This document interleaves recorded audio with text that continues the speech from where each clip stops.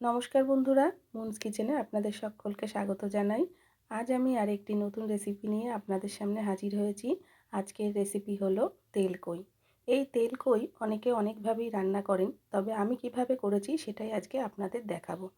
তো চলুন মাছ আজকে কিনে নেওয়া যাক। তো মাছওয়ালা দাদা বাড়িতে চলে এসছে, আর কই মাছগুলো দেখেন একদম জ্যান্ত ছটফট করছে। তো মাছগুলো দাদাই কিন্তু কেটে দিয়েছিলেন, কারণ কই মাছ কাটতে কিন্তু খুবই সমস্যা হয়, বাড়িতে কাটা অসম্ভব। তাই আমি মাছ কাটিয়ে নিয়েছি। তো মাছগুলো কাটা হয়ে গেছে। মাছগুলো দাদা আবার 2 পিস করে দিয়েছে। গোটা হলে আরেকটু ভালো হতো। তো মাছগুলো এবার আমি নুন হলুদ মাখিয়ে নেব। তো নুন আর হলুদ দিয়ে দিলাম। এবার মাছগুলো খুব ভালো করে আমি এপিট ওপিট মাখিয়ে নেব। এই কই মাছের মধ্যে আবার একটু ডিমও হয়ে গেছিলো। তো এবার মূল রান্নায় চলে যাই। কড়াইয়ে দিয়ে দিলাম সর্ষের তেল। তেলটা গরম হয়ে গেছে। এবার মাছগুলো এক এক করে আমি ছেড়ে দেবো। কই মাছ কিন্তু খুব বেশি ভাজার প্রয়োজন হয় না, খুব হালকা করে ভাজতে হবে। তো এপিট ওপিট উল্টে আমি মাছগুলো খুব ভালো করে ভেজে নিলাম। এবার মাছগুলোকে তুলে নিচ্ছি। ওই একই তেলে বাকি যে মাছগুলো আছে সেইগুলোও আমি ভেজে নেব।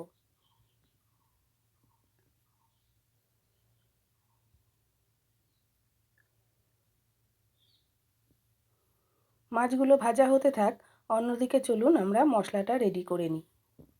মিক্সির জার নিয়ে নিয়েছি।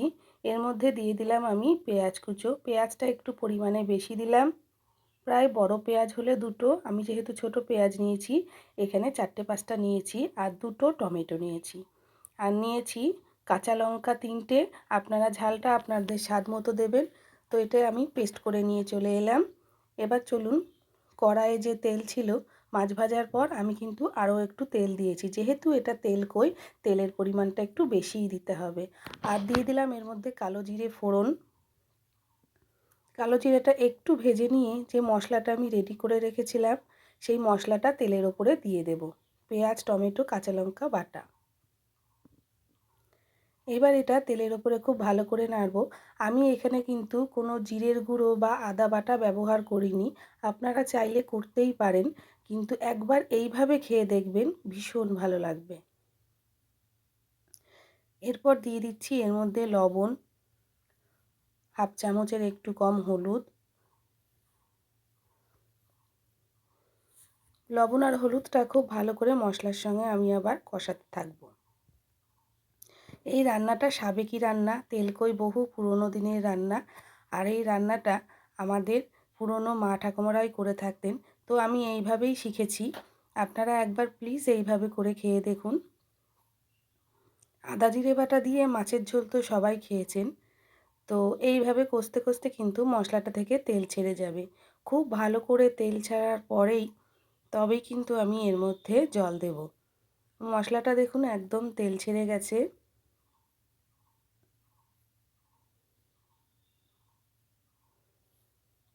মশলাটা একেবারেই রেডি। এরপর দিয়ে দিচ্ছি এর মধ্যে পরিমাণ মতো জল। তেলকইটা কিন্তু খুব বেশি ঝোল হয় না, সুতরাং জলটা একটু কম দিতে হবে। মাছের পরিমাণ অনুযায়ী জলটা দিতে হবে। তো ঝোলটা যখন ফুটে উঠবে তখন আমি মাছগুলোকে এর মধ্যে ছেড়ে দেব। তো ঝোলটা ফুটে উঠছে, সেই মুহূর্তে আমি মাছগুলো এর মধ্যে দিয়ে দিচ্ছি।